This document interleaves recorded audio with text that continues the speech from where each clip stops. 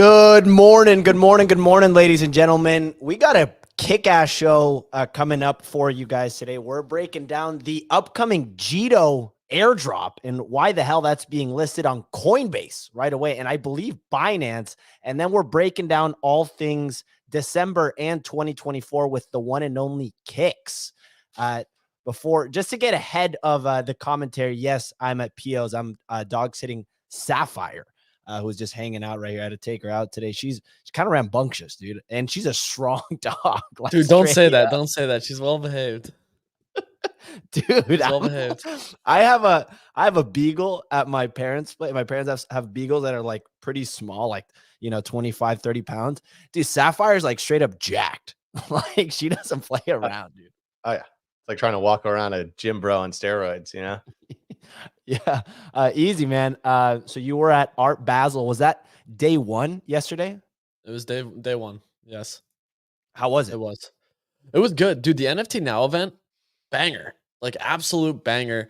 They had a Dustin Yellen piece. I believe that's his name. And let me just double check. Yeah, Dustin Yellen, $500,000 piece. It's this like, I don't know how to describe this thing, but it was like this giant case, and it had like flowers in it. It made up a human. It was $500,000. And of course, my first intrusive thought is, what would happen if I push this over? Like, would it break? It's just a giant statue. And I said it out loud, not really thinking.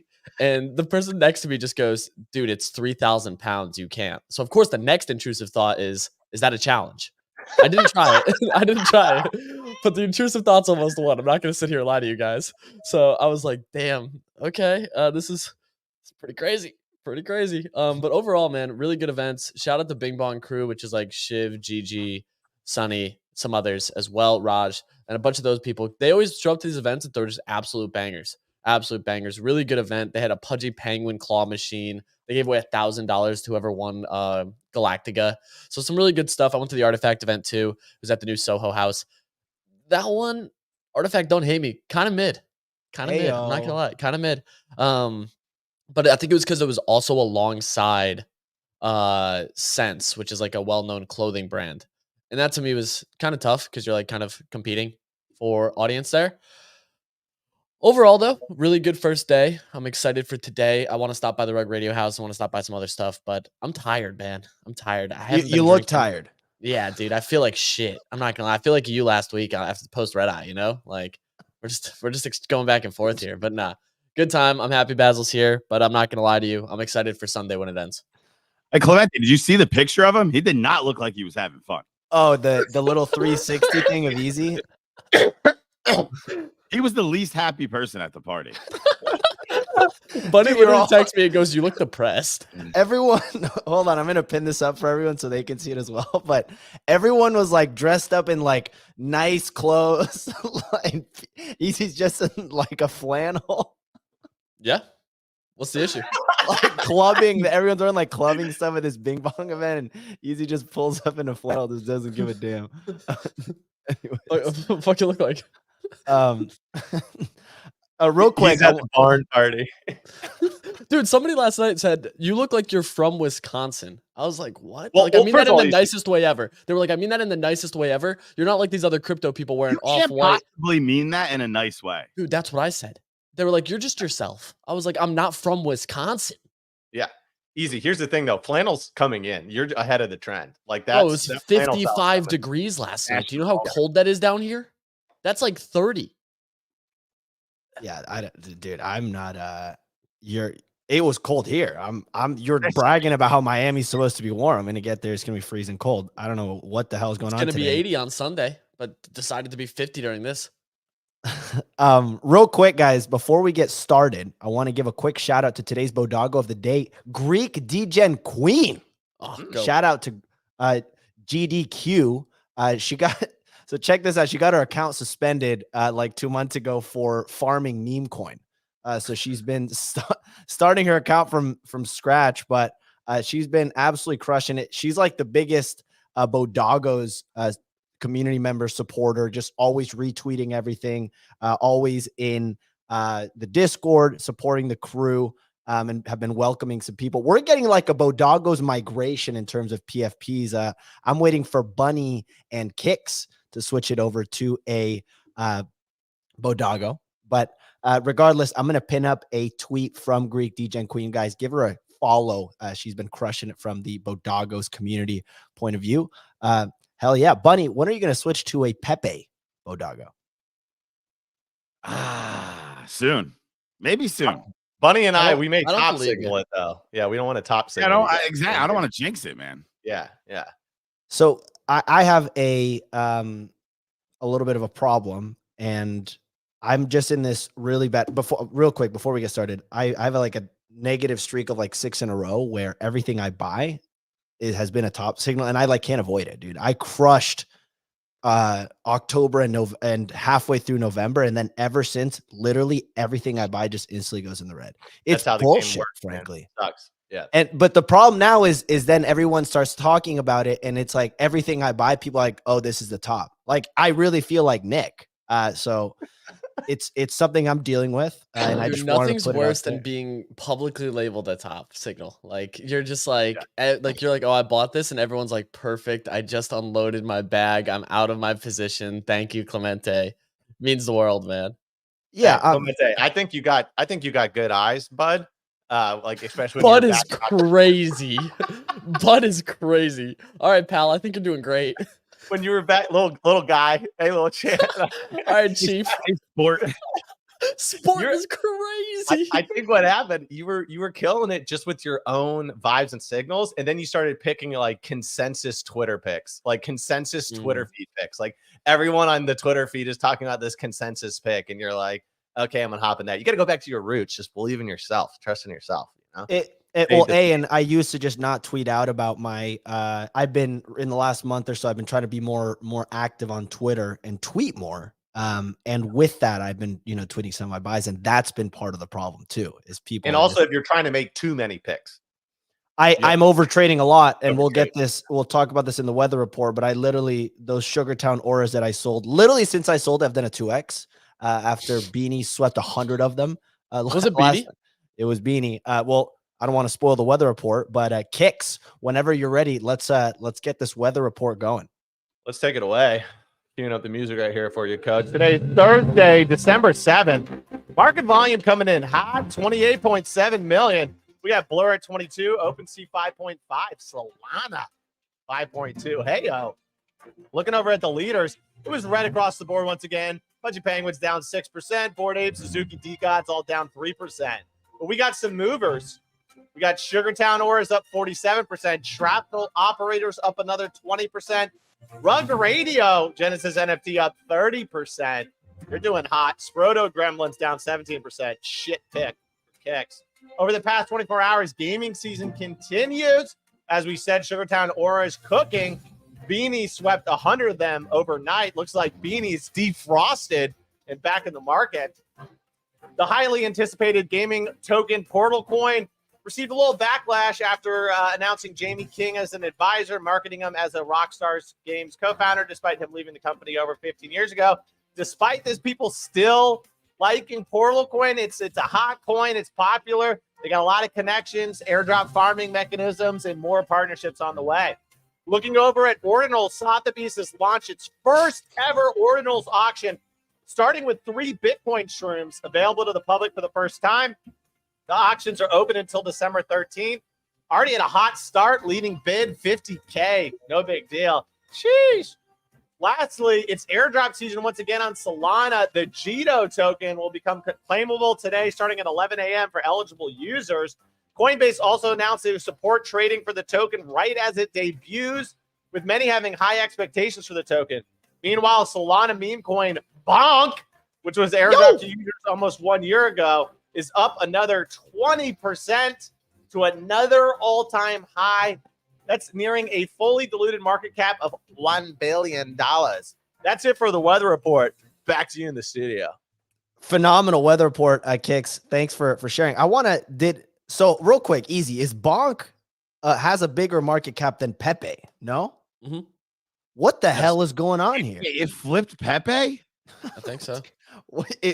Pepe has a market cap of 600 million. Fully diluted. Bonk has a bigger market cap. Why the hell did I buy Pepe? What the hell is healing, this? dude. So, Major okay, well, scaling. I just made another terrible play. But thanks for that weather report, Kicks. Some other stories from the Nifty Daily Digest. It's pinned up top if you want to go check it out. Artifact announced a collaboration with Ledger, and it features a limited edition $869 collector edition and a $230 chalk blade edition. Easy, did you see any of this during the Art Basel event? They look kind of cool, but it received some mixed reviews on Yeah, so on both social were media. there. Both were there in these cases. They had a pair of the Murakami dunks. They had a pair of the black and red Artifact sneakers as well. That top one was the one that I thought was pretty cool in person. It's bulky. This thing's bulky as shit, but it was pretty cool to see. I was like, it made me kind of want one because it just looks fancy. Would I ever Kinda use hard it? to Probably lose, not. you know. Yeah, I mean, like, yeah, that was kind of the tough part. I will say I saw multiple people wearing Ledger necklaces last night at the Ledger Artifact event. Yeah, With their and ledgers on their necklace. the Ledger was the necklace, and I did ask them if they had anything on it, and they all said no. Do I believe them? No, but they had them. The hat's safe. They have the hat with the little pocket. I mean, that's safe. Yeah, that was Fuck Render's hat. Yeah. Fuck Render's hat, I believe. A little super glue on that thing. No one will rip it off you. Well, Yeah. Next story. Gordon. Wait. You can't go on to the next story, dude. All right. Why next, is he here? Oh gosh, Nick's here. Oh, Who invited him? did you actually see someone wearing a Ledger necklace? Multiple people, more than one. Did you smack each of them in the face? Nick, come No, you on, should dude. have. He's right. This was a professional event. Okay, so did you smack each of them in the face? You're doing them a service. No, I didn't. I did not smack a person I've never met before in the face for high fashion. Do you think that they worked at Ledger? No, I know for a fact they did not work at Ledger. Were they paid by Ledger? Maybe. Okay. Go back to your poop, Nick. Nick has been working out before the show. Nick, how was Is that it? where he is right now? Is that why he's not on video? Nick? No, I was told not to come on the show today. I told Oh. Nick we have too much star power on the show today. And That we're- Nick will 100% show up if you say something like that. That just fits right into Nick. It Nick's flames the not- fire. It'd have been like no one's really on today. You made me like, yeah. I mean, to be fair, yeah, Kicks. It's gonna backfire. well, Nick, you're welcome to come on. I wanted to save you for tomorrow because I want to do a special segment with you that I was planning. Nick only episode. Ooh, just Clemente and Nick just there. Yeah, we can do a Like little Nick this. at night. And as everybody knows, I get tired of contributing to this show.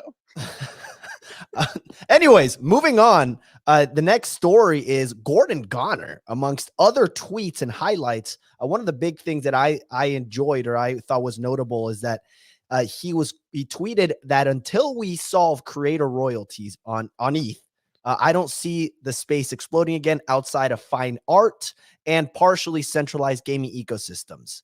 This went on to with him then having a little back and forth with the one and only Gabe Layden. Kicks, did you see that? Yeah. Saw it this morning, like one of the first things I saw when I woke up. I was like, hot damn. It's a Friday for you. Or what's it? Today's Thursday. That's a Thursday for you. Close enough.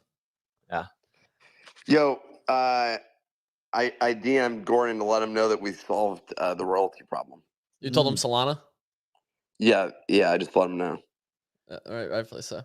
Well, we'll see what they end up rolling out with Magic Eden. I know Gabe Layden was basically like, yo, we've been working with Magic Eden for this. I don't know if it's going to be they actually end up working with It's each other. their but- contract. It is confirmed their contract. When you're talking about Gabe Layden mentioned that he was working with that, are you talking about when he got absolutely bodied and became a copy pasta? Yes. And ladies and gentlemen, for anyone that doesn't know what we're referring to, Gabe Layden basically responded. They had a little back and forth, and Gabe was like, hey, you guys are going to be using our contract. We're excited for you guys to enforce royalties again. Gordon Goner goes, gotcha. You're the guy who was relentlessly mocking our CEO when we brought him on and mocking his headshot, right? Gee, I wonder why nobody takes you seriously. Good luck with the next Super Bowl ad. And ratio the absolute living daylights out of Gabe Layden. Bunny, how do you feel about your founder doing this? Dude, I feel great. I feel like Gabe Layden is like universally disliked within the Web3 space for the most part. And like, I don't know. It was good to watch him. But Gordon's like new role as just like Yuga shit poster, I feel like he fits it perfectly. The thing nobody's talking about is that he said, he said he's got some ideas, but he's not sure what he's. It almost looks like he's going to maybe pivot away some of his focus from Yuga. Pivot to AI will be expected. Next story, we had the JP Morgan CEO basically saying that if he were the government, he would close down crypto. I don't even know what that means, but that's the JP Morgan Chase CEO, Jamie Dimon. The only thing that I wanted to note here was I thought it was interesting. I don't know if you guys have any notes on this, that basically the difference between JP Morgan and BlackRock, how they're approaching crypto. Easy, any notes on this? Personally, I just think they want a better entry. Like, I think that's literally what it is. It's like, you can't just shut down. It's not really how it works. You can't just be like, turn it off. So I think they just want a better entry. That's all it really is. I wasn't terribly surprised to see the comments. Clearly, you just lack the understanding of it. And go ahead, Nick. I completely agree. This seemed like a note, like he was literally basically saying this in front of Congress and then placing the buy order, like having his team being like, all right, here's the deal. I'm gonna come out and say this. I'm gonna try and get a pullback. This is your last entry opportunity. Oh, well, yeah. And he noted, I believe the big thing he said was criminal activity is the biggest thing. Crypto, money laundering, criminal activity, and drug trafficking, which is like the general consensus. The new FUD is that Bitcoin uses as much water as a pool. That's my favorite one. Well, I don't agree. really know it, but okay. Yeah, I mean, I wouldn't mind them. I wouldn't mind a little bit of a lower entry. I've been FOMOing into a Solana for the last month or so. I converted another. By the way, Jamie Dimon wants to talk about criminal activity. There were 20 tons of cocaine found on a JP Morgan Chase cargo ship, like not that long, a couple of years ago. I forget. I saw that story going around. Is that real? Yeah. They just brushed it under the rug. It was from like 2018 or 2019. But it's a real story. I think that. Oh, sorry, Nick. Go ahead.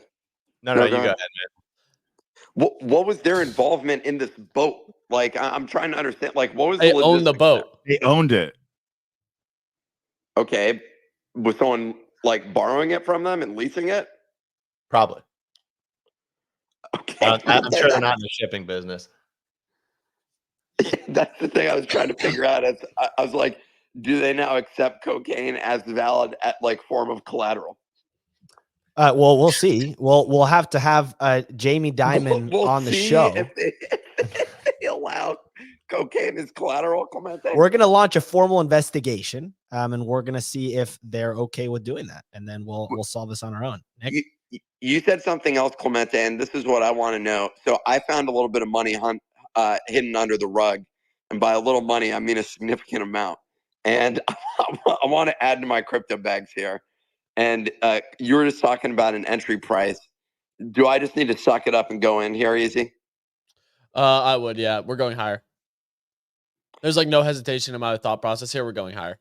Like Soul break over 70. 75 target right now. It's going over 75. Moving goalposts here. We got AVAX. I think AVAX pushes 35 to 40 area. I think Sol actually has some serious potential to consolidate over 75 right now. The charts look bullish. The thesis right now is bullish. A lot of liquidity, especially on alts right now. Bitcoin dominance seems to be a little bit toppish. It wouldn't shock me if alts have like a nice little rally here going through Christmas. And I'm adding right now.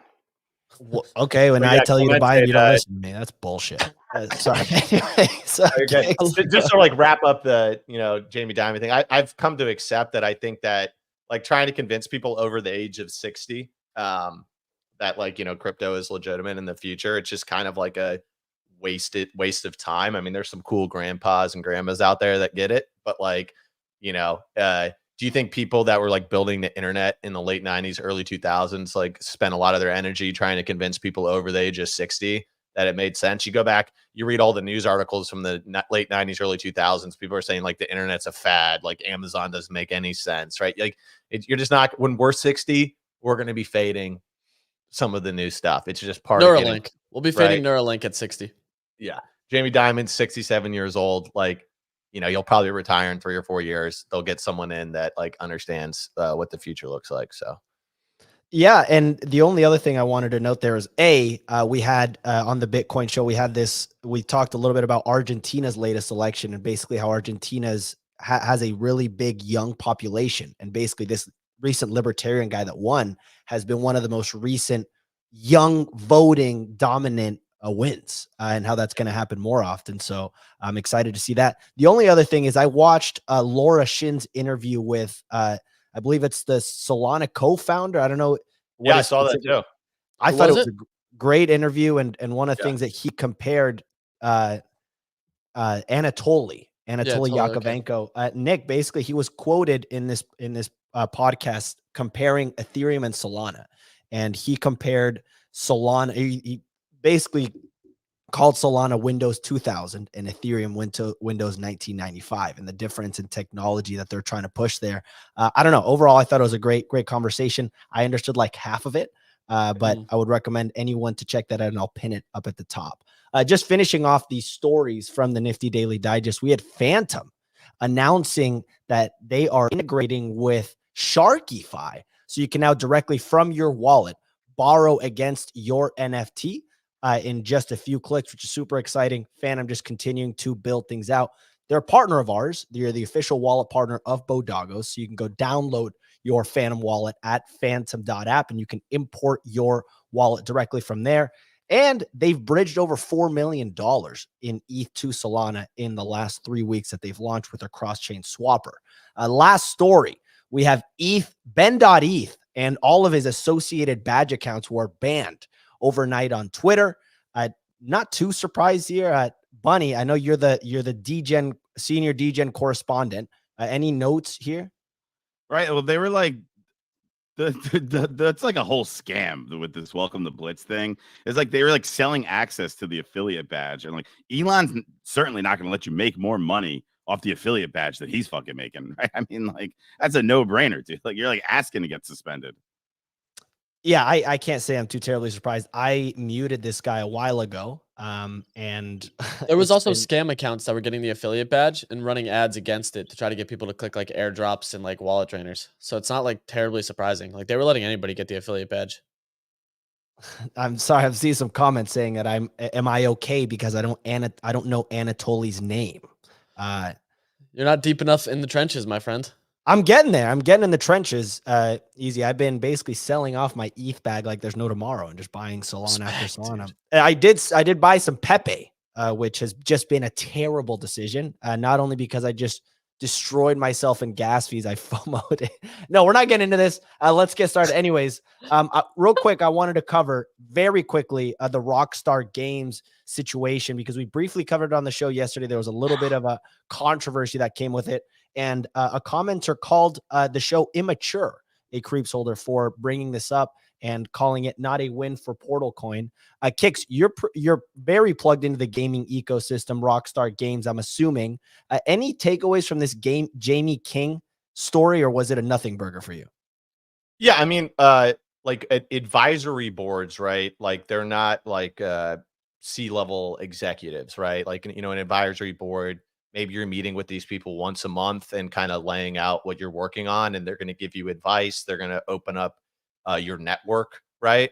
So like having smart people on your advisory board, I think is great. I really don't think it's going to, you know, make or break it at the end of the day. I mean, I think what Portal's trying to do is very ambitious.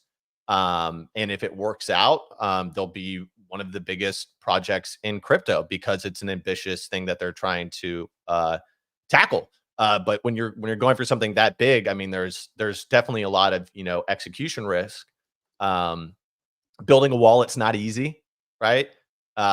Building that's the fundamental layer, right? That's the base kind of layer. That's the thing you want the most security around, right? So you need very, very smart people. If you look at, for example, like I'm a big fan of Privy, right? If you look at their co-founders, right? Their CTO, like went to Cornell for machine learning and computer science, right? Their CEO went to Stanford for a master's in computer science, right? This is very technical stuff. And And they're trying to solve for that. And they're also trying to solve for marketing and distribution, right? So they're saying, like, not only do we want to make a very easy to use wallet, we want to bring the players through the wallet to the games. And if they pull that off, that's absolutely massive, right? And I try to stay emotionally, like, neutral on these things. You can love or hate. You can hate their marketing stuff, but hey, they're not the only ones to do it. Meme Coin did it, right? There's plenty of people that do growth hacking strategies on Twitter. I'm not airdrop farming it. I'm not participating in the private sale. If it comes out on secondary and I think there's a good risk reward, I'll definitely jump in. But yeah, it's an ambitious project. It really is. Like, this isn't like we're building a game. This is like we're trying to build the distribution network layer that connects millions, tens of millions of players to these games. But if they pull it off, it's going to be absolutely massive for sure. So I think I'm just going to watch from the sidelines and see how it all goes down. Great take, and I appreciate the context. Easy. Is it fully confirmed that Portalcoin, or that basically Creepz holders are going to get an allocation of this Portalcoin, or has that just basically been confirmed, implied? Got it. Yeah, it's an implication, which I think happens. I would say it's like a 99.89, 69% chance of being a yes. 99.6942% that it occurs. Yeah. How much of that do you think is priced into Creepz right now? Just for context, 100% ran up all the way up to 2.9 ETH during the peak kind of portal announcement stuff that went on, or basically when they announced the portal farming. They've since dropped to 2.07.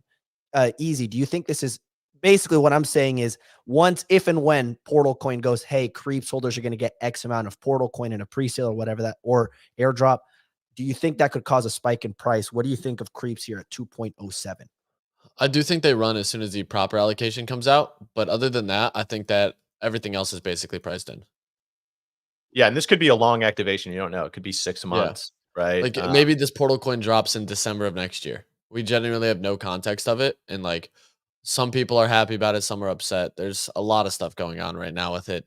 The big thing too is, like Nick even brought it up when we were looking at the Portalcoin leaderboard. There's people with 1 million points already. So I was at like 20,000. I was like, oh, this is dumb. What am I doing? It was even beyond 1 million. I feel like it was like 25 million. It was some ludicrous number. And I'm like, how did they even get here in a matter of like 2 days? Like, it just seemed pretty absurd.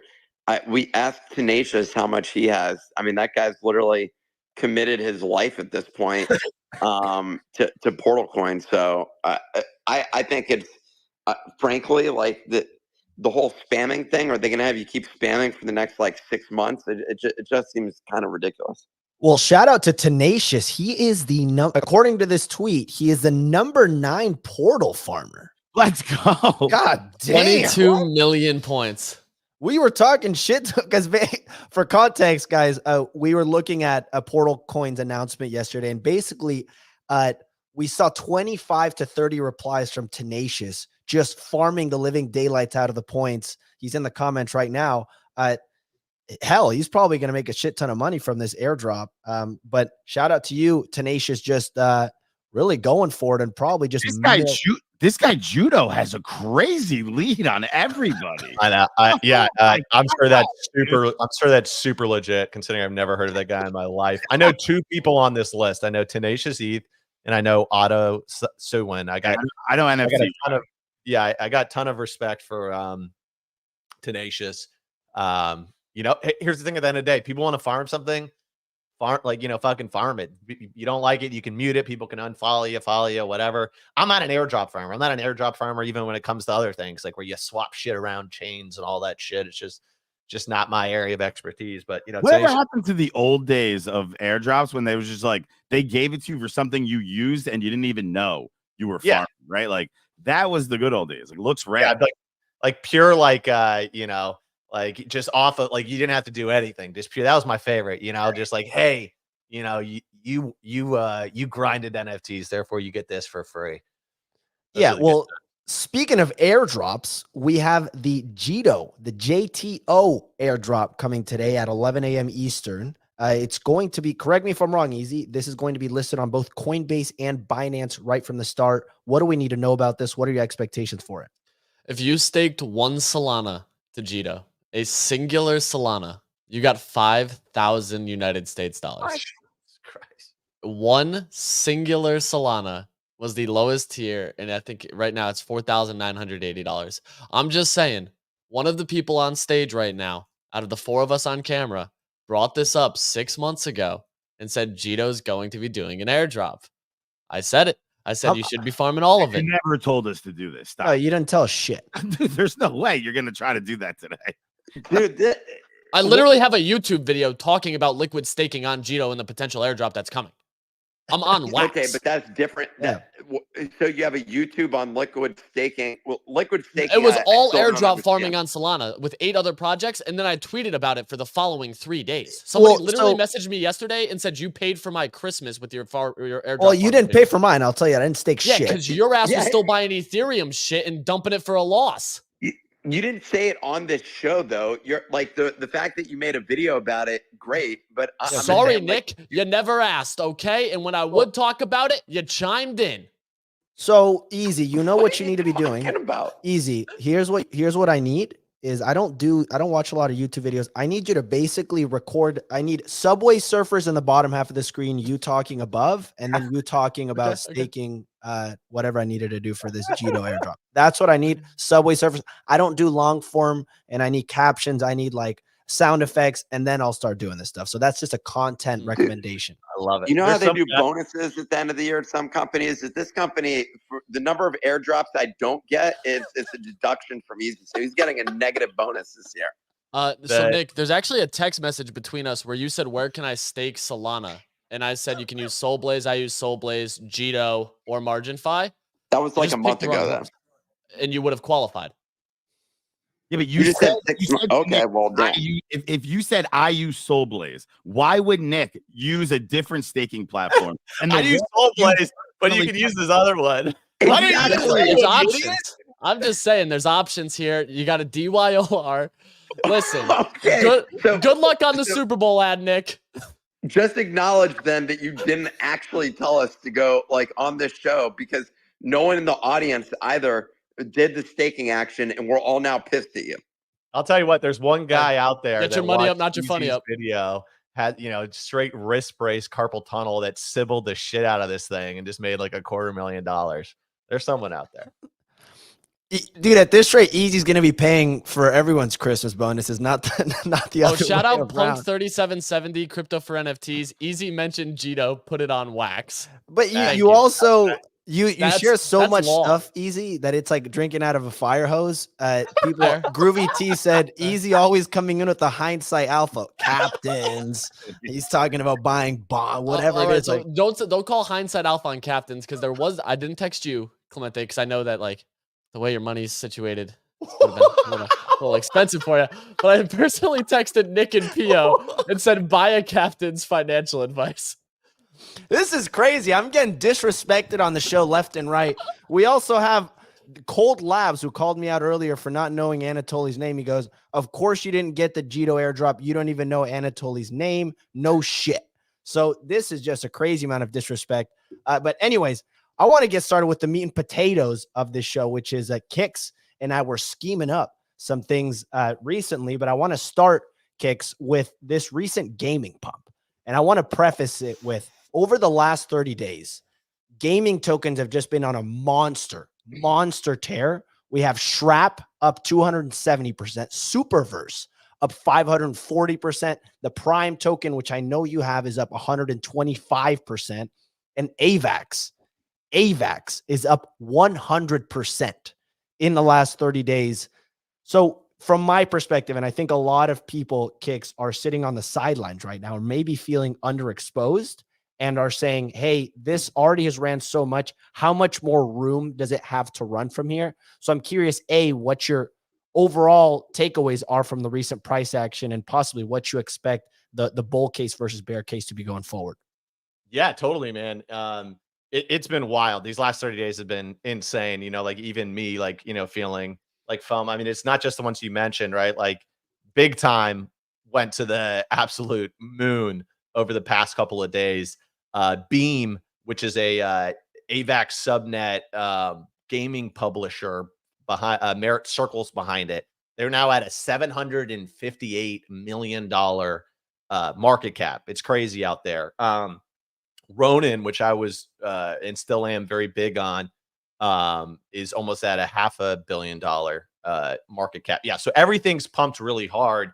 I had a friend ask me like, "Hey, I'm trying to get in. What are you trying to get in?" It's hard for me right after like my bags and that stuff that I didn't even own has pumped so much to be like, now's the time to get in, right? Because I'd probably take a page from like Easy's book where he says this is buy the dip season, right? Where if you're trying to get into some of these projects, for example, Prime, which I've been holding since $2 from August, it went down to $7 and then back up to 8, right? So like buying at 7, you got a much better entry than if you FOMO'd when it was at 880, right? Me personally, I'm trying to be very selective with what I buy into. There's a lot of awesome stuff going on, but one of my biggest problems in 2021 was just over trading, right? And over trading is also a symptom of you not having a lot of conviction in your bags. And it's impossible to have like really strong conviction in like 20 things, right? So like there's a lot of different things pumping, right? But like I made my biggest bet of the year into Ronin early November around 60 cents. My bag is now bigger than my ETH bag, to put it into perspective. Yeah. And the thing is with that, I spent time to develop the conviction, because if I didn't have conviction, I would have sold it for a 2x and I would have missed out on a bunch of gains, right? And or also I'd be selling it right now versus like me having strong conviction. I'm like, hey, it could go up or down, but I think this is one of like the strongest game publisher plays out there. So if we're really talking about in the next year or two having like a historic gaming bull run, this thing's probably going to go to a couple $1 billion potentially. So I'll keep holding it here. The only other play that I've made, so I bought Prime in August. I bought Ronin in November. I did buy some Genesis Wild Passes, but like a half ETH, and they've like 3 or 4x. So that was a nice NFT, but it wasn't size at all. Recently I bought Topia. Hytopia is the rebranded NFT Worlds. Yeah. The token or the NFT? I bought I wish I bought the NFT because that thing like 2x. I bought the token Topia. Got it. Big warning, beep beep beep. You won't, if you like, I like to find stuff on the gaming section in CoinGecko. Topia is not in there. Their old token NFT World is, and I bought it, and there's no liquidity left in it. So I took about a 10% ding on slippage, and then I swapped to the Topia token. Basically, I'm down 15% of my entry, like out of the gate. I was like, that was a fucking oopsie. So make sure you buy the Topia token if you like this, not the, and I'm still developing my conviction here, but I think the reason why I liked Topia is I'm looking for, when there's 2 things you can do, right? You either can bet on network plays, right? So like Easy's in 3lol, right?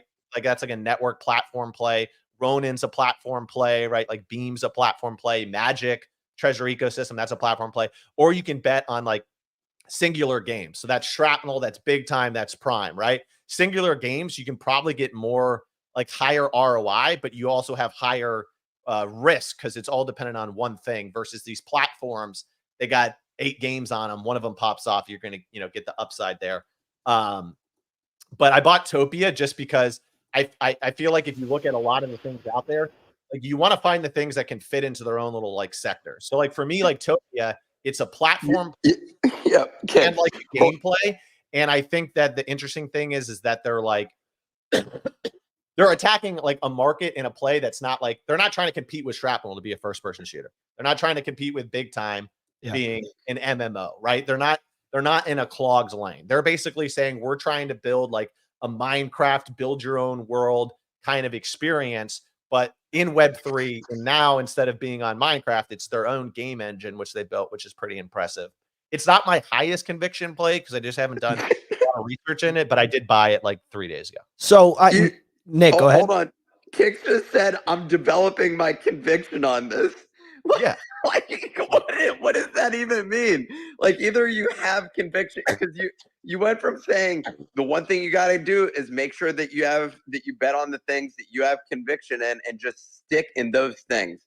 And then you're like, so I started buying this other thing.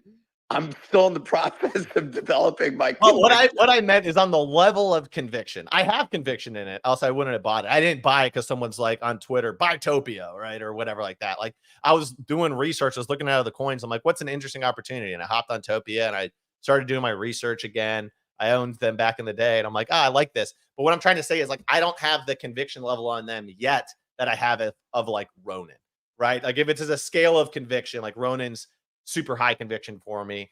And Topia is on my, conviction play. Yeah, developing conviction hasn't pumped yet. That's facts. Don't let Nick discourage. See, this is exactly why I told no Nick today, is because he likes to just come in here and we had a good thing going. Real quick. Yeah, Clemente, you got to check people coming in, putting different tokens on that we've never heard of, just to make sure. And you literally interviewed this guy. You interviewed ArcDev in early 2022. Oh, it's ArcDev. Fuck yeah, let's go. Yeah, they rebranded NFT World after the Minecraft thing. They're developing their own Minecraft clone, and they rebranded from NFT World to Topia. So like, but in terms of like the conviction thing, it's 1/3 the bet I put on Ronin in November, right? So it's obviously not like, risk reward, the same kind of thing I'm looking at. Got it. Well, I mean, it makes perfect sense. Kix, you identified one of the things I've struggled with, and I'm dealing with bear market PTSD, is that I had conviction in a lot of NFTs that I bought in the early 2022 NFT bull run that I lost a significant amount of capital on. And I haven't really had a high conviction play other than Ethereum, which that hasn't done terribly at all. But like I haven't even done that sort of research, which I should have been doing, but it's something I'm still dealing with. Having I had conviction on something, and then it went down, broke your heart, 20%. I was like, oh, I need to sell this. Sugartown Auras. I bought these at 0.2, 0.18. They went down to 0.15. Beanie, thanks you for the discount. Easy. Did I ask you to chime in here? We're not. That's strike two, dude. I hold 2 Sugartown Auras since mint, dude. Like I'm up big. I saw you sold, and I was sitting there like I might deploy some ETH. Yeah, here's the thing, Clemente.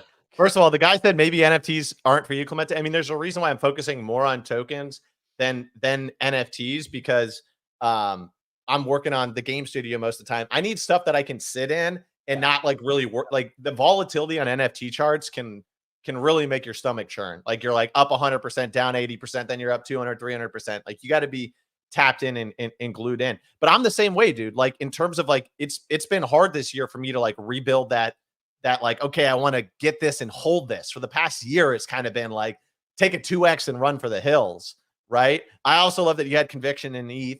I think that's great. I think ETH will do well. I love that you're selling it all before the end of the year to realize some end of year capital gains. Oh, yeah. That's always smart.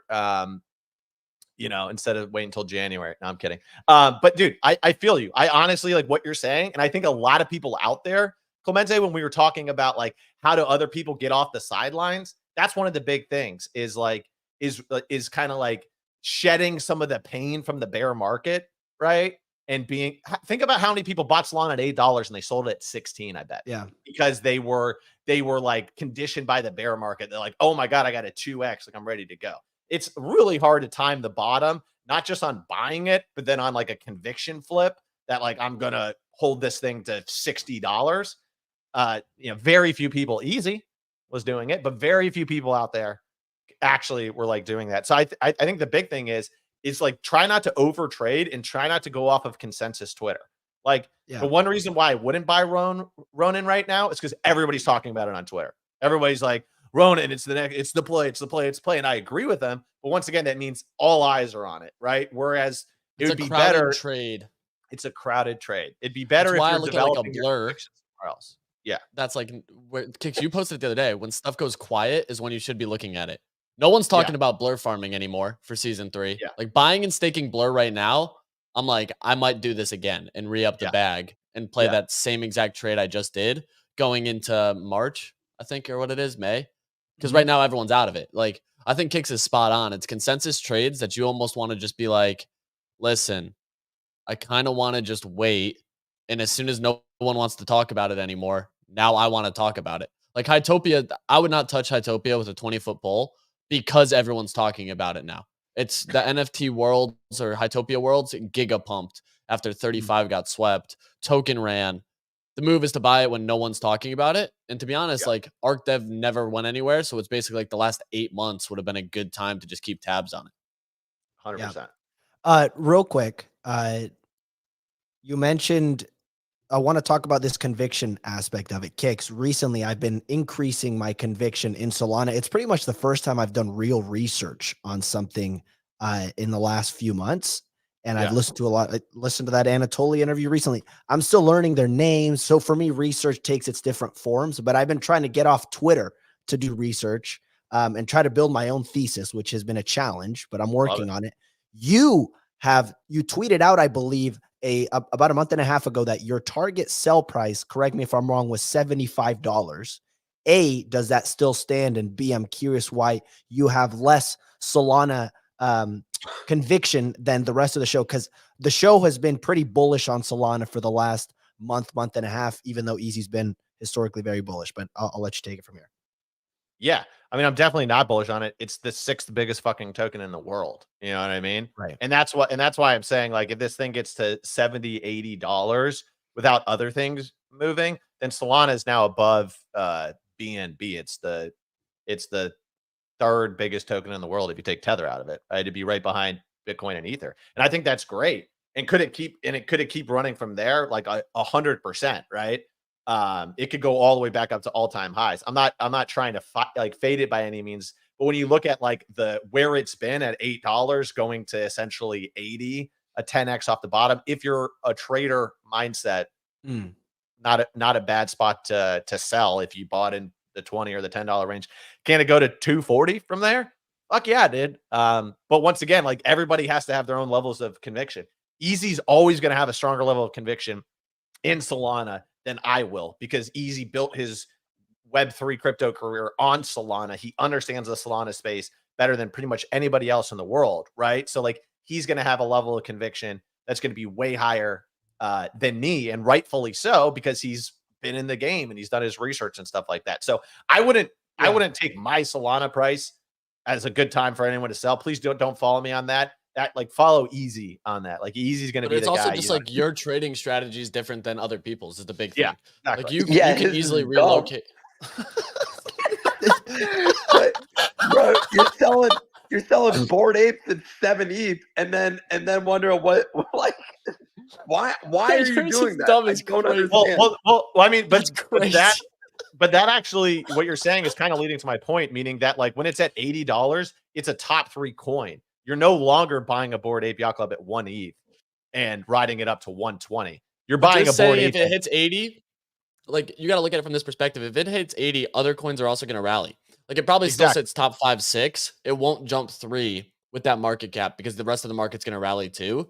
But I do think, like, I've said it publicly many times, like, once Sol breaks 100 is where I stop DCAing daily. Like, that is my price target, where now I'm comfortable with how much I've DCA'd and how much I hold, that I'm going to let that trade keep playing out, but my funds will be allocated to other things that I think are lagging. Like, that's where I'm like, I have targets in mind where I'm like, move that allocation that I'm still DCAing. I still get the alerts every single day.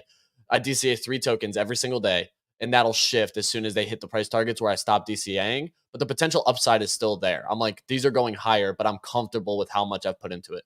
So real quick, when you talk price targets, Easy, is that basically just you're doing TA? How do you establish a price target, or when something is under or oversold compared to other tokens? Because it sounds like, Kicks, what you're saying is Solana, the upside of it relative to other tokens has significantly decreased basically since it's done a 3 or 4x in the last couple of months.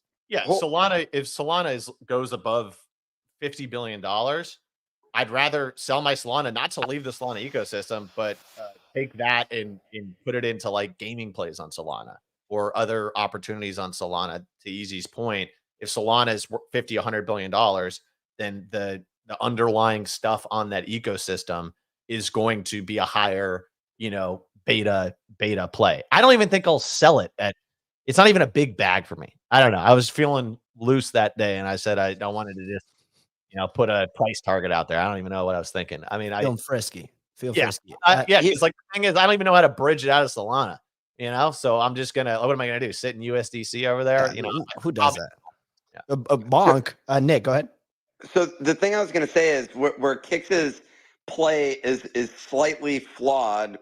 I'm saying just hold the Solana. I'm not saying that it's going to overtake Bitcoin. The reality is the target on Bitcoin is something like, at least in my mind, for this bull run, is 250,000. And if it goes up 5x, then Solana can appreciate significantly more and retain its position. It could remain the fifth coin essentially at that point in time. So that's why, like, the real thing is you need exposures at different tiers. The stuff that you're talking about, I think you should have a bag for some of the higher risk, higher upside returns. It's like I have Pepe, for example, or I have Dogecoin, or I think there's an opportunity for other meme coins and new NFTs that end up like gaining the attention of the market over the next year or two. But like, obviously that's going to be the place.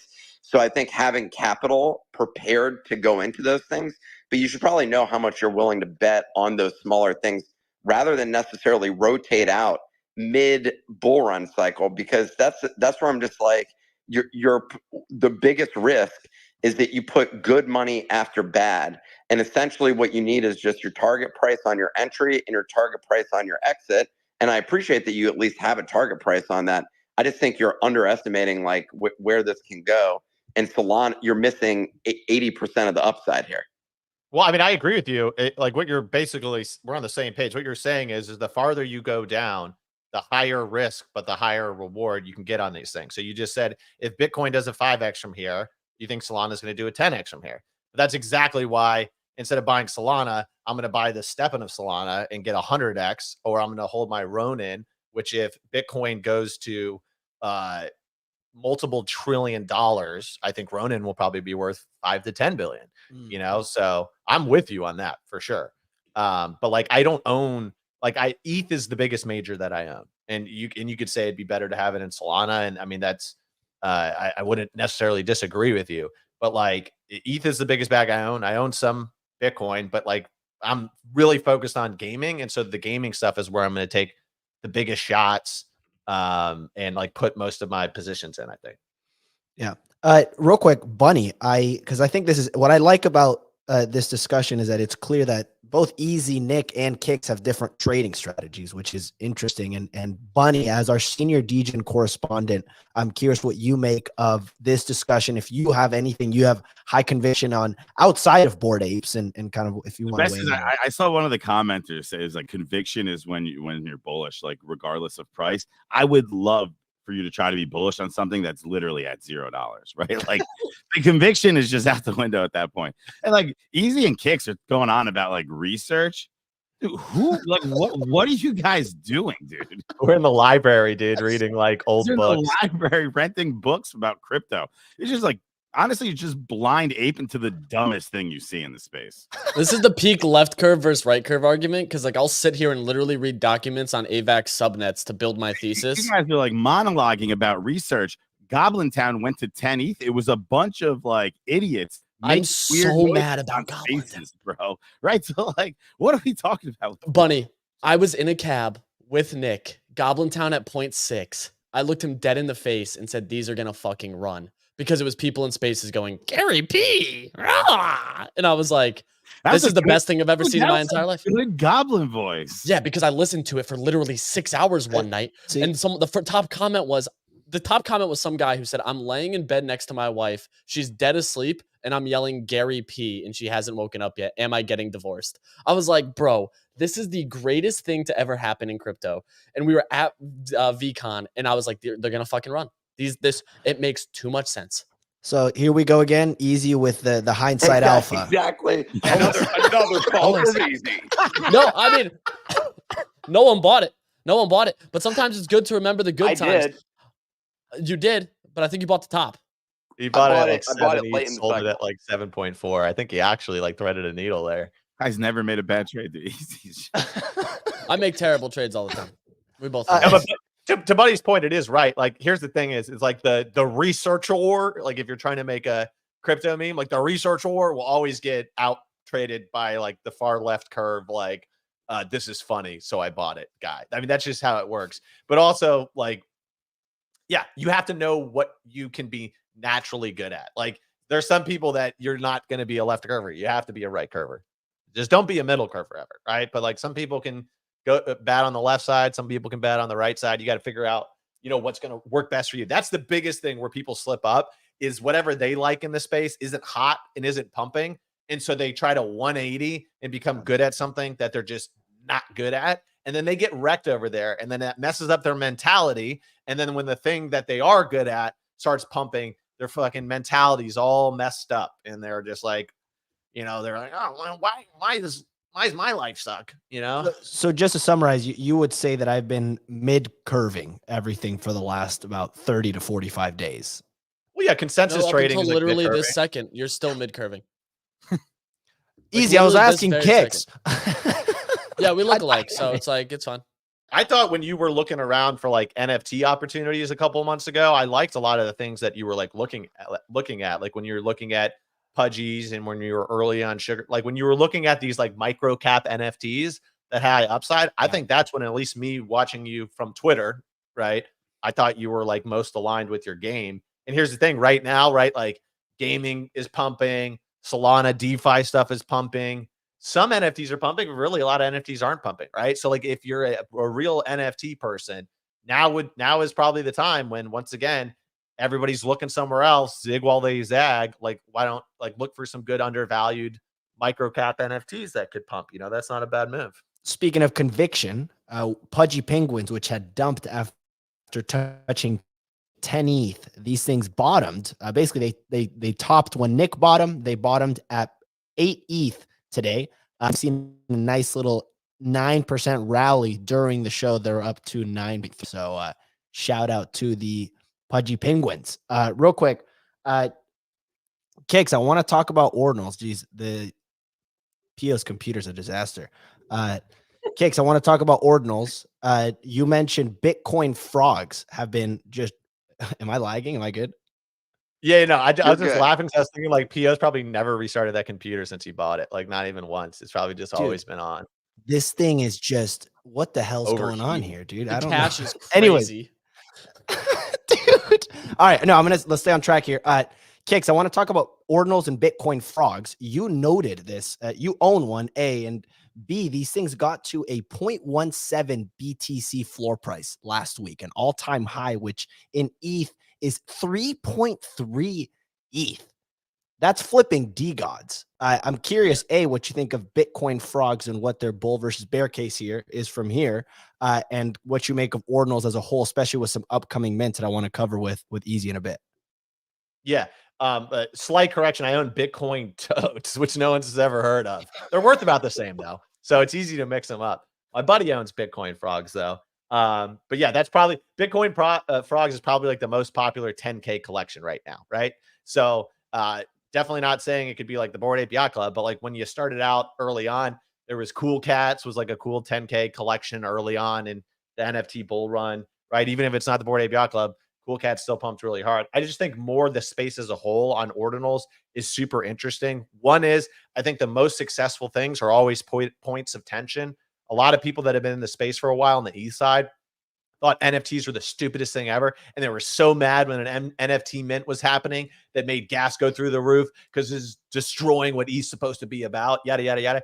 Exact same things happening on Ordinals, except even to a more extreme point where there's like a Bitcoin core developer that's literally trying to ban Ordinals. Like, can you get a bigger point of tension than like some people in the Bitcoin community hate this thing so much they want to literally ban it? I've never seen a bigger point of tension in my life in crypto. So I think that Ordinals is something where I would buy it. I would research and I would get into it when it's not hot, right? But just when you think about like Solana, ETH, Bitcoin, top 3 blockchains out there just by market cap, you can't dispute that. Solana, massive NFT ecosystem. ETH, massive NFT ecosystem. And now you have Bitcoin growing its NFT ecosystem. And I just think that that's a consent. That's like a middle curve fade, is that like the thing that would piss off the most amount of ETH NFT holders and like, you know, people that made a lot of money last cycle would be Ordinals being the biggest fucking NFT run that you've ever fucking seen in your life. And eventually they start convincing Bitcoin whales that it like they start buying into it. And if you think ETH people are rich, there's some people out there in Bitcoin that will like dwarf these guys in size that would buy an Ordinal for $10 million and they wouldn't even like see a blip on their net worth. You know what I mean? So I think the setup is there. In February, the technology was not there at all. There's still some work in terms of the technology. We're coming on a year of people developing. It's getting much better. I'm not saying go buy Ordinals and buy anything whatsoever. Like the ecosystem is still being like developed. And I do think the things that are like great on there, they're probably going to be more like Ordinal maxi business, right? Than like an ETH traditional 10K, right? It's going to be just a different vibe, different kind of style thing. I didn't buy any OMBs. That was an amazing trade. And I think that that kind of those people that hold those, right? Don't follow me to find out what Ordinals to buy. Follow the people with the sketchy pencil sketch. PFPs. Yeah, those people are going to know be tapped into the Ordinal market space. But I just think going into 2024, we don't know what's going to happen. Like, do we keep just going up only? Is this a proper bull run? Or do we top out in February, then have 6 months of depression before we go off again? I don't know. But one thing that I do know is I think keeping tabs on Ordinals, understanding it, and like trying to get positioned so that you can attack Ordinals if it does end up popping off is a smart move. So for example, I have a decent amount of Bitcoin loaded up on a wallet that can trade Ordinals on Magic Eden, right? But here's the thing, dude.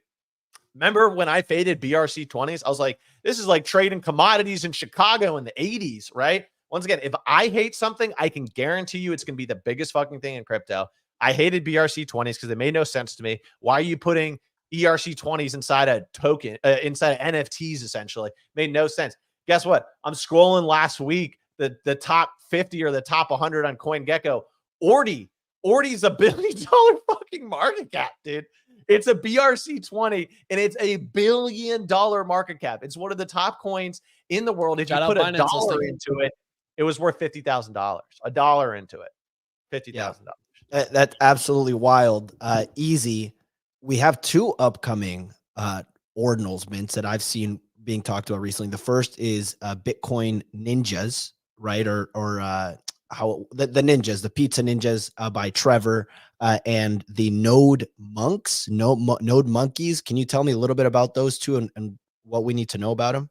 Yeah, Trevor Owen's project with the Crypto Ninjas or Ninjalerts. Really interesting project. I think the website absolutely slaps. They have like full color theory on it. Me, Kicks, Bunny, big website, guys. You have a good website, we're all in. Guys. It's the most left curve thing you can do. Good website, you care. And Crypto Ninjas have like one of the best websites. Same idea. They did ninja pizza eating. So took a page out of the Taproot Wizards playbook, video style stuff. I was like, this is great. Really gets the community hyped. I think it does well just because TO. I mean, dude, the guy has a 2-letter Twitter name. You can't fade that. Like, that's all you need to know. That's the alpha. Like, 2-letter Twitter name's crazy. But it's also like he's been an OG Bitcoiner, invests in a lot of Bitcoin protocols, stacks, more things, owns a VC for Bitcoin. To me, it's like, how do you not back that person? Node Monkeys, supposedly the first 10K collection on Bitcoin. No, I'm the first. Well, T.O. actually went at them and said, no, the first 10K collection on Bitcoin is sub 10K inscriptions. And everyone was like, damn, okay, damn. But then Node Monkeys yelled at me because I said I was going to flip them. And they said that I would be punished. They said that they found my IP and that I would die. So kudos to them. Like, a little scary, a little intimidating. I kind of believe it. Because those Bitcoin guys are a little bit crazy. But people saying, dude, Node Monkey supposedly, well, they've done a bunch of changes now where it was whitelist and not whitelist and whitelist again. Now it's a public mint, was a free mint. Now there's a cost. So it's a moving goalpost, as they say. But people have been supposedly buying allow lists for it before this for like half a Bitcoin, 0.3, 0.4. Damn. So this thing's going to cook. Yeah, I think this thing's just absolutely going to cook. You have 0% chance of minting it, in my opinion. Like, unless your bags are stupid big. I'm not participating in it. Probably not participating in it because, dude, they've been marketing this thing as a free mint for months, and they finally get all this hype, and they're like, you know what? It's actually going to be a $500 mint price. It was And something with like and they're charity. and like they're donating the money. They're not even keeping the money, which is like They're donating it to a random organization that they actually are affiliated with. Is again, I don't know anything about them. I'm just guessing here. Now they're I gonna come really after me. enjoyed the charity meta in like late 2021, where all these people are like, you're like minting whale poker dudes, and they're like, we're donating 10% to like Ethiopian well, manufacturing, and I'm just like, yeah, I guess maybe. Yeah, we're gonna enter the charity meta again. Real quick, so easy with these ordinal mints. We haven't really seen a big mint on ordinals at all, basically since OMB. Maybe that on-chain monkey mint that happened, but that was very small. Do you expect that to be a profitable mint for a lot of those people, and could that bring more liquidity to some of the existing ordinals collections that we're seeing? That's a tough question, to be honest. That's a tough thing to figure out. Maybe. I really don't know. I'm not, dude, to be brutally honest, I'm not great with ordinals, like at all. I wish I was, but I'm just not. It's like a tough space. I haven't been able to monitor it as aggressively as like I want to be brutally transparent with it. And for me, I'm like, these projects don't make a lot of sense to me. I just don't get them. I don't know what causes them to run. I don't know what causes them to get this price action evaluations, but they do it every time. They keep doing it more and more. And sadly, I miss them. I miss the boat constantly. Yeah, they're hard for me to figure out as well. And I've been getting the Ordinals community had turned me into a copy pasta about a couple of months ago. And that wasn't pleasant. I'm still trying to get over that trauma I experienced. Just to finish the show here, Kicks, as we're wrapping up. Hold on. What happened to OXBT? Remember when that was hot? The first BRC20? Nothing happened with that. Instead, we all just lost money. This whole place is just a damn scam. All those Bitcoiners just posting nonsense trying to get you to buy some rare sats. Well, if you had not bought that one and you had bought Ordi and you put $1,000 in it, it would be worth like 5 million. you bought the wrong one. Classic. It happens. It happens, Nick. But you don't remember Easy telling you to put all of your life savings into Ordi? I do. No, I told him to buy OXBT. Wish I was kidding. Can't win them all. I told him to buy OXBT. Rick Star saying Easy will say he called Ordinals in a month. Clemente, before we wrap, can you just share the tweet I sent in the private chat? I just want the world to see my thesis on this. I will share that at the end of the show. Before we wrap, very quickly, Kicks, what do you make of the recent run in Solana NFTs? Are you involved in that at all? We've talked a lot about them, but I'm curious for you as someone that's been a little bit more on the outside, what you make of Mad Lads absolutely ripping. They're over 220 SOL and the other activity that's been going on there. I think it's awesome, man. I'm really not as tapped in as I used to be. Easy really got me into NFTs and Solana in like early 2022, and I owned a lot like Tatsumiko's. I owned Aurora Project. Looks like that's in the top 10. I'm a Bodagos guy. I got 20 Bodagos. That's it right now. Yeah, dude, I think it's really awesome. Like Claynosaur's, Mad Lads, and I think they're cool projects, to be honest with you. And I think it really embodies like what this next cycle will be for NFTs, which will be cross-chain or omni-chain or whatever you want to talk about it. Like the best traders are going to be the ones that like can make moves on Solana, then they can go make some moves on ETH, and they can go buy an Ordinal. That's going to be really hard to do for a lot of people because it's going to be like rewiring your brain a little bit. And it's something I obviously haven't done yet. But yeah, one of the guys on our team has owned a Mad Lad. He's in our Discord, Rye Guy. He's on in our gaming studio. He switched his profile to Mad Lads like, I don't know, 2-3 months ago. So I mean, for the people that are tapped in, there's been some massive wins on Solana. I'm a huge fan of it, and I think that's what you kind of see like happen, right? Like liquidity flows to the blockchain, right? Solana goes from 8 to 60, right? And now you have all of that like value that has been like has to roll down, right? And so not only has it rolled down to meme coins in Solana, it's rolled down to the NFTs, it's rolled down to DeFi. So when those things are happening, it's powerful, right? So like Easy talks about AVAX going to $40. If AVAX goes to $40, what's the roll down on that, right? Where does all that money then flow down to next? So I'm a huge fan of it, huge fan of Bodagos. And I got liquid on Solana. I got like I'm not going to sell it at 80. I'll take that back. Okay. I'm not going to sell it at 80, but I got a good stack. So I'm down to buy some NFTs. But the thing is, man, when I was the best at NFTs, I was tapped in, dude. I was on Discord 15 hours a fucking day. I didn't miss a fucking thing. I knew the whole space. I knew the price point of literally, I could tell you the price point of like anything on ETH. Any of the top 100 projects, I could get you a tight price point within 10%. That's how tapped in I was when I was great at it. And I just can't be that tapped in anymore, like working at the gaming studio. And so I feel like I'm exit liquidity. If I try to, what I'm going to do is I'm going to listen to you guys, really, honestly. Like when Easy's like, dude, or Bunny's like, dude, this is a hot new thing. I'll jump in and I'll just copy trade people for NFTs. I think that's the play for me. But dude, I'm stoked for Solana popping up. I think the coolest fucking thing is in Vitalik even said it. He was like this is kind of this is like the ETH down by 90% moment, right? This is where like the true believers in Solana like huddled together and said like, we're not fucking giving up, dude. Like, you know, you're down by 21 in the fourth quarter and the coach huddles you up and it's like, we can fucking quit now, or we can go to $60 and then we can go to 240 and then we can go to 2,400, then we can go to 24,000. You know what I mean? And that's what those people did. So shout out to the fucking community. I think it's legendary that Bodagos minted like the day after people started delisting Solana. Like, what's more legendary than that? Than instead of being like, oh, we got to pivot away, we're going to go launch this other blockchain. Like, no, we're minting here.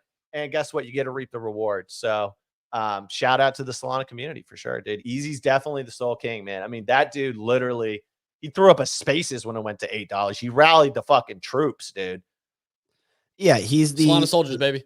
Solana, yeah, he's no bit boy. I will say that. Who is the Solana soldier?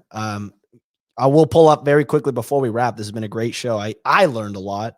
So I appreciate you guys for sharing and answering some of the questions I had. Easy's tweet was hold on, this is the wrong one. Easy's tweet was, every person needs to find their counter trade follows the person that never hits, the ones that always miss, the ones that you know when they sell, the ones that Easy, you got to work on your grammar, dude. Essentially, they're like, when they sell, you buy, and when they buy, you sell. This person for me, that was tough to read, but it makes sense. Easy, that was like a Chinese cookie riddle. What are those things called? Exactly. Yeah, a Chinese cookie Wait, riddle. can you summarize what the point was? Because I got none of that. Yeah, the point was like find a top signal essentially. Find someone that you do the opposite of, and he said that person was me, which I'm gonna have to take this up with. I didn't Bunny. read the second part. So the person for me is Clemente. Dude, I've been getting just destroyed during today's show. Let's be honest. You had a great entry on Little Pudgy, like a great one. I got in a 0.3. The first half of the trade you nailed. Second half, the selling part, you know, work. There's two buttons. You click one button like a boss, dude. You fucked up on the other button. Click I do the first button. I'm a freaking stud, dude. Sharp, dude. The sell. I don't know. I managed to lose 0.25 ETH on Little Pudgies, which is just an absurd. Nick, you also you got to know what type of trader you are, right? Because like for example, Nick's not like a buy a lot of things kind of trader. Like everyone will make fun of Nick. He'll like buy this, lose 0.2, buy this, lose 0.2, and then he'll literally bottom tick crypto punks and make like 70 grand on one trade, right? So like you also got to know kind of where you're like what your kind of lane is, you know. Well, he made like a 3x on Mad Lads.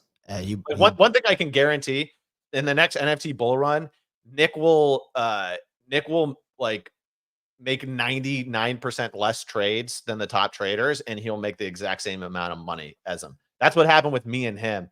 Is literally like he just bought like like enough Bored Ape Yacht Clubs, and then like a couple other things on the way up, and I traded like 100x the amount of trades we made. We made the exact same amount of money at the end of the day, the exact same amount of money. So once again, and guess what? He lived a lot probably healthier life. He probably had a healthier life because he wasn't glued into flipping 0.01 to 0.25s, you know?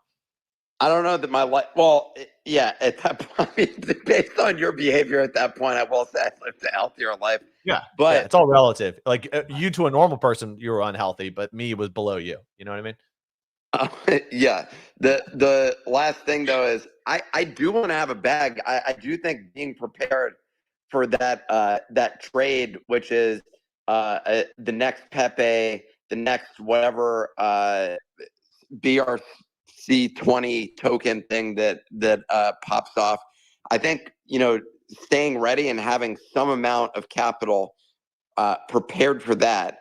The question that I have is like, are we currently at January 2021 in the cycle?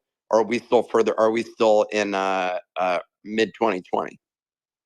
Yeah, you're muted, Kicks. It's a great fucking question, dude. I think about it every day. I got no fucking clue. I do know that if I sell too early, I'm gonna fucking hate myself. So I think I'd rather lose money. Well, I'm not selling early, but the bigger question is when do you deploy that capital? Because basically, over trading is going to get you chopped, and you're going to lose a bunch. And everyone, there's going to be so many opportunities that pop up over the next 12 to 24 months. I'm going to say at least 12 months that it's going to be easy for you to suddenly shift your capital over. Like I've spent Solana on a couple of NFT projects. I haven't done that in a significant amount, but I mean, buying the Mad Lad for a few $1,000s at that moment felt like a lot. And the sort of play that I have at this point is I'm like, last time I fully invested, I put in 30 grand and ended up with like a significant amount. And although all that being said, now I'm at like, well, anyways, I want to post about that. But the bottom line is having the capital ready and then being able to just ease in and get like the right trade. You can end up doing very, very well with a small amount. Definitely. And NFTs, like usually the like percent return you can get is better than even tokens just because of the supply constraint. If I was to pull like something out of my head, I think someone said it feels like we're more like mid 2020. That kind of feels right to me, which would, you know, put like the big NFT run in like the summer of next year. But I'm really this cycle, I'm really trying not to call tops because I did it like I called like 8 out of the 2 tops in the last bull run, and like the 6 that I overcalled, I sold things that I wouldn't. I'd probably be retired now, you know, if I had hold them. So, you know, and here you are, you're stuck with us. Well, I like it. The only thing I was looking at, we can talk about this another time, is that weekly volume is looking very interesting compared to last year, where it was literally at this point last year, we started seeing that uptick in weekly volume. And then we pull that chart up again. So here's what I was sharing is basically last year, we saw that first week of December, we saw like a 50% increase in weekly volume. And it was, well, it was mostly OpenSea as well, but you can see how it started ramping up for that entire month of December, January also ramping up. And then February was that big month that we saw a huge run. And look at that weekly volume here as well, where it basically bottomed in September. So it's looking very interesting. To say the least. It is. Well, anyways, that's going to be our show for today, everyone. Thanks so much for tuning in. Let us know if you enjoyed the show. Don't forget to subscribe and like on YouTube. We got some cool stuff we're going to be rolling out there that we're really excited about. And give us a follow as well as all of our panelists on Twitter. Check out that pinned tweet. And we will see you all at 9 a.m. Eastern time tomorrow morning with another